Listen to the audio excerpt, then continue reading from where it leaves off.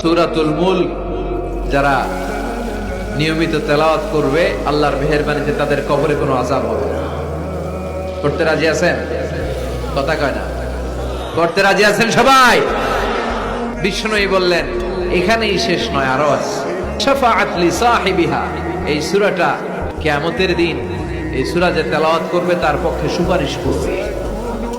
এজন্য বিষ্ণুই বললেন যে ব্যক্তি সূরাতুল মুলক নিয়মিত তেলাওয়াত করবে এই সূরাটা কিয়ামতের দিন ওই তেলাওয়াতকারীর জন্য আল্লাহর কাছে সুপারিশ করবে। এখানেই শেষ নয়। বিষ্ণুই বললেন খাসামাত আন সাহিবিহা, এই সূরা যে তেলাওয়াত করবে তার পক্ষে আল্লাহর সাথে এই সূরাটা দাঁড়িয়ে তার পক্ষ নিয়ে আল্লাহর সাথে তর্ক করবে, ঝগড়া করবে। আল্লাহ তুমি ওরে জান্নাত দিবা না কেন, ওরে মাফ করবা না কেন? তুমি না গফুর, তুমি না গফফার, তুমি না রহিম, তুমি না রহমান, তুমি মাফ করে দাও।